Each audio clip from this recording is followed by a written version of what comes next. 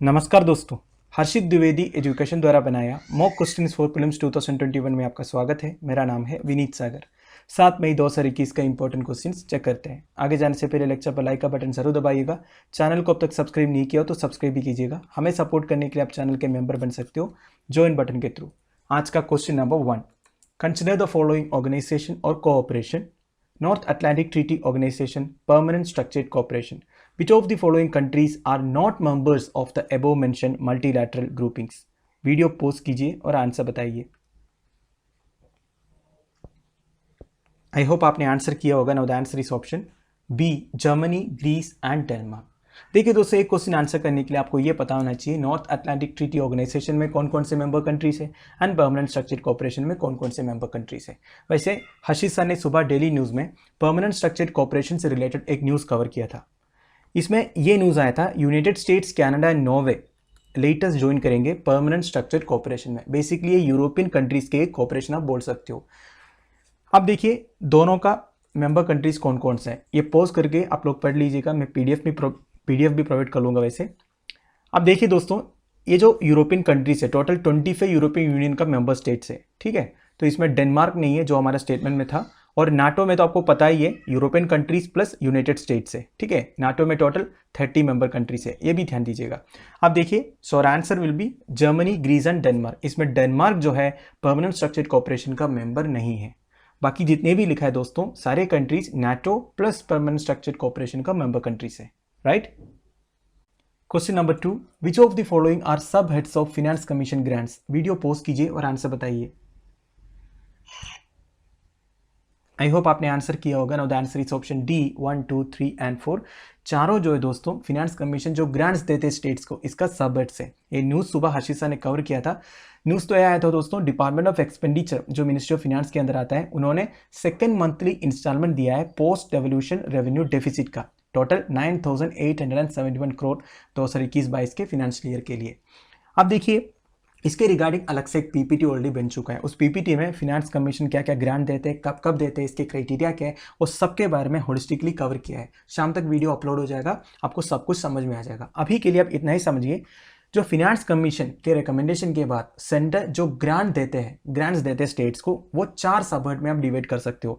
एक है grants for rural local bodies जो पंचायत को देते हैं, grants for urban local bodies जो म्यूनसिपैलिटी कॉर्पोरेशन उनको देते हैं, असिस्टेंस टू एसडीआरएफ जो स्टेट डिजास्टर रिस्पॉन्स फंड है उनमें भी देते हैं, and post devolution revenue deficit grants. ये रेवेन्यू डेफिसिट ग्रांट्स मतलब वो होता है दोस्तों, देखिए स्टेट्स उतना रेवेन्यू कलेक्ट कर नहीं पाते हैं जितना उनका खर्चा है, तो ये जो डेफिसिट है रेवेन्यू का, उसको कॉम्पनसेट करने के लिए सेंट्रल फिनेंस कमीशन के रिकमेंडेशन के बाद ग्रांट्स देता है। उसको post devolution revenue deficit grants बोलते हैं। आप फिक्र मत कीजिए, उस पीपीटी में आपको सब कुछ समझा देंगे। वैसे और answer is option D, 1, 2, 3 and 4। Question number 3. Consider the following statements with respect to priority sector lending which are correct. Video post कीजिए और आंसर बताइए। आई होप आपने आंसर किया होगा। Now the answer is option A, 1 and 3 only. Statement 2 गलत है। देखिए दोस्तों, रिजर्व बैंक ऑफ इंडिया का एक मैंडेट है, banks to lend a certain portion of their funds to specific sectors. कुछ सेक्टर्स में मैंडेटरी फंडिंग करना ही करना है, ऐसे आरबीआई का मैंडेट है बैंक्स के लिए। देखिए, ये जो प्रायोरिटी सेक्टर मतलब कौन कौन सा है, सबसे पहले वो समझ लेते हैं। Agriculture, micro small and medium enterprises जिसको एमएसएमईज बोलते हैं, export credit, education, housing, social infrastructure, renewable energy, among others. अब देखिए, इतने जो सेक्टर्स है ये प्रायोरिटी सेक्टर्स है। इन सेक्टर्स को डेवलपमेंट की ज़रूरत है। वैसे बैंक्स जो है इन सेक्टर्स में फंडिंग करने में थोड़ा सा हेजिटेट करते हैं, इसलिए आरबीआई का मैंडेट ये है, क्योंकि हमारी इकोनॉमी की डेवलपमेंट के लिए इन प्रायोरिटी सेक्टर्स का भी डेवलपमेंट बहुत ज़रूरी है। अब आरबीआई की मैंडेट ये है, all scheduled commercial banks and foreign banks with A sizeable presence in India. ये इंपॉर्टेंट है। वैसे आरबीआई का mandate all scheduled commercial banks and foreign banks के लिए, पर फॉरेन बैंक्स में जिसका साइजेबल प्रेजेंस है इंडिया में, ठीक है, मतलब काफ़ी सारे ब्रांच है, काफ़ी इन्वेस्टमेंट है, उन फॉरेन बैंक्स के लिए ऐसा मैंडेट दिया हुआ है to set aside 40% of their adjusted net bank credit for lending to this sectors. मतलब ये लोग जितने क्रेडिट देते हैं, जितने लिक्विडिटी है मार्केट में इन्फ्यूज करते हैं, उसके 40% जो है प्रायोरिटी सेक्टर में ही करना है। अब आप सोच रहे होंगे एडजस्टेड नेट बैंक क्रेडिट क्या होगा। अब देखिए, ये कुछ नहीं है, बेसिकली एक बैंक का जितनी इन्वेस्टमेंट है, जितना लोन्स है, ओवरड्राफ्ट है, वो सब मिला के उसकी जो 40% है इन प्रायोरिटी सेक्टर्स में ही उनको फंडिंग करना है। ये आरबीआई का मैंडेट है। ये शेड्यूल्ड कमर्शियल बैंक्स के लिए एंड आरआरबी जो रीजनल रूरल बैंक्स है, कोऑपरेटिव बैंक्स है, स्मॉल फाइनेंस बैंक है, इनको 75% तक करना है। ठीक है, तो ये ध्यान दीजिएगा। शेड्यूल कमर्शियल बैंक्स के लिए 40% and RRB cooperative bank and small finance bank के लिए 75% of NDC to PSL. PSL मतलब प्रायोरिटी सेक्टर लेंडिंग। ठीक है, the idea behind this is to ensure that adequate institutional credit reaches some of the vulnerable sectors of the economy. देखिए, हमारी economy के development के लिए इन प्रायोरिटी सेक्टर का भी डेवलपमेंट जरूरी है, ये मैंने बताया था। अब बैंक्स जो है दोस्तों, इस तरह की जो वल्नरेबल सेक्टर्स में लोन देने में हेसिटेट करते हैं, इसलिए आरबीआई को ऐसे मैंडेट लाना पड़ा। ठीक है, अब देखिए हमारे स्टेटमेंट्स में क्या लिखा है। All scheduled commercial banks are mandated to set aside 40% of adjusted net bank credit. Very correct. RRB, cooperative banks and small finance banks are exempted from priority sector lending. ये wrong है दोस्तों, मैंने बताया actually 75% तक देना होता है इनको। Renewable energy is one of the priority sector as per the RBI circular. Very correct, मैंने आपको बताया था 8 प्रायोरिटी सेक्टर के बारे में जिसमें रिन्यूएबल एनर्जी भी है। So answer is option A 1 and 3 only. Question number 4. The Ramsar Convention works with the collaboration of which of the following organizations? Video post कीजिए और आंसर बताइए। आई होप आपने आंसर किया होगा ना। The answer is option E 1, 2, 3, 4, 5 and 6। 6 के 6 organisations के collaboration से रामसर कन्वेंशन काम करता है। देखिए दोस्तों, Ramsar convention basically wetland conservation से रिलेटेड है। They are one of the major protected areas in the world.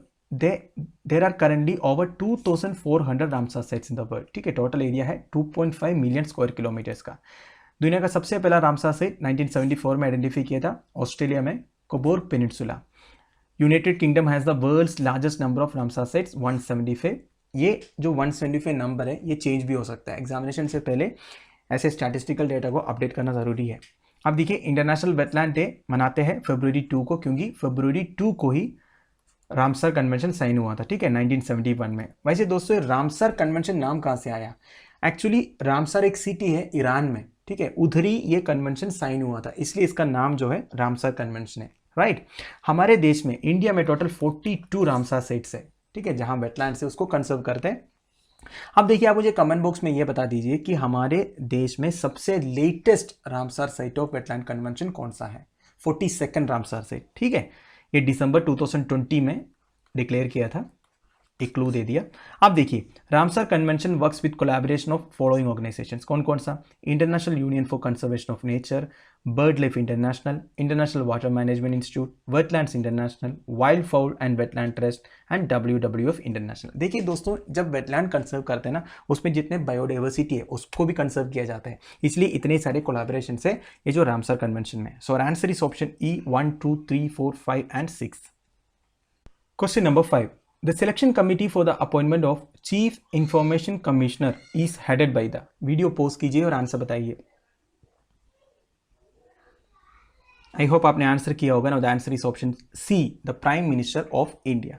देखिए दोस्तों, जो सेंट्रल इंफॉर्मेशन कमीशन है उसमें एक चीफ इंफॉर्मेशन कमिश्नर रहता है and not more than 10 information commissioners भी रहते हैं। अब देखिए, ये जो चीफ इंफॉर्मेशन कमिश्नर को सेलेक्ट करने वाला एक सिलेक्शन कमेटी है, उसमें कौन कौन रहता है?